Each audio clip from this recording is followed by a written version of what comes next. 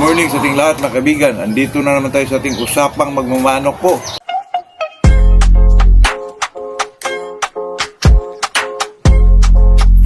Ito naman sa atin dito mga kaibigan, kahit medyo kulang sa laman yung ating mga content, pero ito naman mga kaibigan ay baka nakatulong din sa ating mga kasamahan po bilang isang magmamanok mga kaibigan. Bago tayo mag-umpisa ay shout out muna tayo kay Veronica Pabalinas, Tango, Bacolod City. Amin-amin sa Occidental siguro ito mga kaibigan, baka ito yung kumukuha sa akin ng kabi po. Dexter Cahigas, Salvador Ocampo, SBR Gimyard Farm, Bicol. Ito yung nag-ano sa akin kagabi mga kaibigan na kumukuha ng Shilton po. Sa isip ko mga kaibigan, hindi na sana ako magbigay, pero posible naman hindi tayo makaproduce ng 3 lalaki lang po. Patuloy yung pagbibreed natin mga kaibigan. Kunin ko yung itlog tapos patuloy pa rin continuous. 2 babae lang yun mga kaibigan. At saka ang pares naman niya, hindi naman Shilton. Parisan daw ng Golden Boy. Maganda naman yung Shilton mga kaibigan. Parisan mo ng Golden Boy para naman medyo maganda yung purma ng isang. Maganda naman purma yung Shilton mga kaibigan.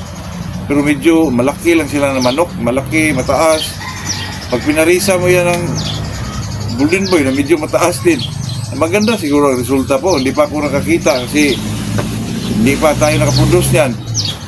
Makita na lang natin yan mga kaibigan. Siguro ang releasing natin yan August na po kasi ang dyan sa national April yung banding nila.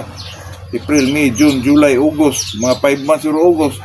Depende lang yun mga kaibigan kasi i-release ko yan pag medyo mature na yung may purma na talaga mga kaibigan. Medyo matapang na yung isang manok bago natin i-release kasi nakakahiya naman pag medyo kulang pas katawan, ganon.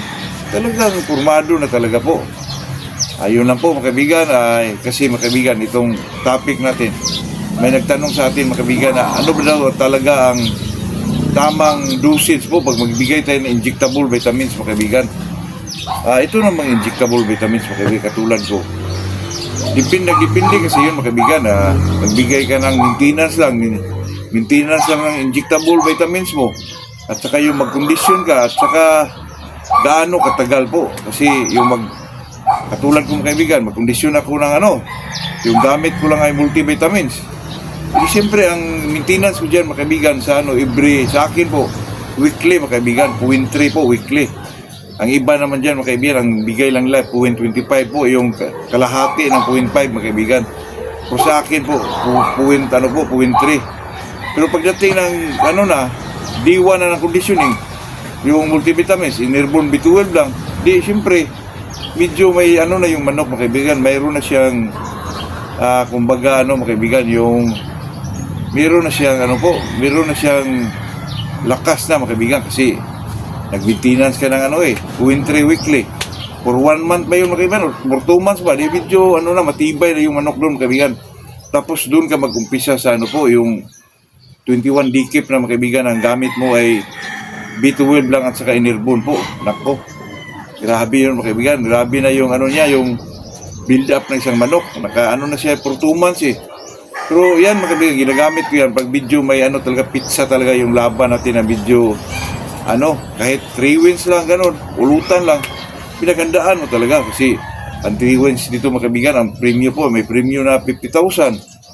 Yung pag 3 wins ka na, nalo ka, kunin mo, makuha mo na kagad po. Ayun ang kagandahan dito mga kaibigan, walang patmani pa. Ako napakaganda po. Pero pag naman mga kaibigan, yung mga tinatawag naman mga kaibigan na yung magbabad tayo sa tubig, yung mga tinatawag nilang Royal Pansy, yung mga King Cutter, ang gamit natin, haluan natin ng mga platinum. Yung binababad mga kaibigan, yung mga haluan natin ng mga Dixos powder. Ang ko doon mga kaibigan ay 15-30 po. Every 15 days mga kaibigan, mag-inject ko niyan. For 2 months yun. Parang pinagandaan ba talaga mga kaibigan. Tapos pag-umpisa dyan, D1. Ka rin? Ang sa akin dyan mga kaibigan, mag 15-30 ako every 15 days. Pero pag mag-kondisyon ako mga kaibigan, every 11 days po. Pag 11 days, inject ka. 11 days, inject ka. Yun lang po mga kaibigan. Yun lang sa akin kasi iba-iba naman yan mga kaibigan Yung iba, monthly 0.5 sila, monthly. Ang iba, 15-30, 0.5 din. Depende na lang sa inyo mga kaibigan. Pero gusto mo lang talaga na may yung maintenance yung manok mo, pwede mag-monthly ka mga kaibigan na 0.5 po.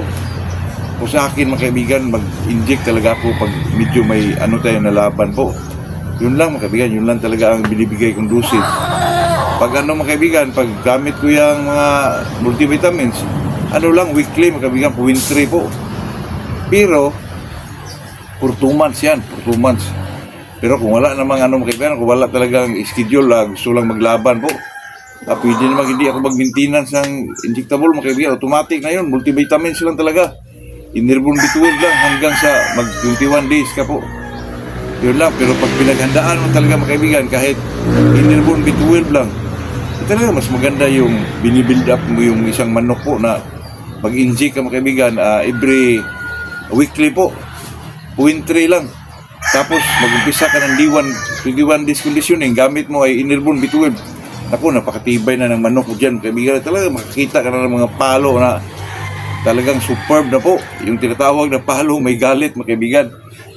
Iba yung mga manok natin mga kaibigan. Kasi may ano talaga to, kasi may panglas talaga na ayag bibi po.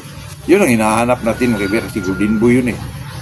Lalo na ito ngayon, may crosses na tayo ng Shilton to Golden Boy. Shilton sa, yung iba pa dyan, gold ba, ganon. Ayan talaga mga kaibigan, maganda talaga yung pag pinaghandaan mo. Mag-maintenance ka yan, mag-maintenance ka dyan mga kaibigan ng ano, kahit weekly lang mga kaibigan, 0.3 po.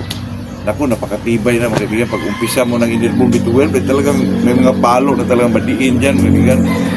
Kasi ako naman mga kaibigan, di naman ako talaga mag-maintenance ako, pero pag may mga pizza talaga na lalabanan natin na medyo kahit 3 wins lang, kahit hindi dirby, 3 wins lang, ay talaga paghandaan natin yun mga kaibigan. Mag-weekly tayo ng 0.3 po. Kasi ang manok mga kaibigan dyan, mag-0.3 weekly ka, tapos mag-21 days ka na mag-ano ka na, kahit gamit mo Inerbon B12 lang, nako, super na po ang manok dyan mga kaibigan, kahit nakapikit po, talagang bumabanat yan mga kaibigan, talagang mahirap po siya anuhin po. Hindi na lang tayo magsalita na gano'n mga kaibigan, kasi alam mo na, swerte-swerte din yun mga kaibigan, pero mas maganda yung pinaghandaan talaga, kasi medyo matibay yung isang manok po. Katulad dati mga kaibigan, ako, pag medyo hindi nagano ng maintenance yung ako kasi mga kaibigan, pag gumagamit ako ng mga multivitamins, hindi na ako nag-inject po, automatic na po, Inerbon B12 lang or Revicon B22, kasi madali lang gawin. Tapos ano mga kaibigan, mamura pa. Pero pag may mga schedule ka talaga na gusto mong salihan po, mag-ano ka, mag-maintenance ka, injectable vitamins mga kaibigan, kahit ano lang po, 0.3 weekly po. Pag mag-0.3 ka dyan, iba yung kahit mga ang gamit mo ay komplexor, mahirap anuhin yung manok mga kaibigan, totoo yan. Talagang matibay po, lalo na sa paluan mga kaibigan. Anak ko, grabe ang manok, napaka-sharp po, lalo na pag marunong ka talaga sa timing pagbigay ng mga multivitamins.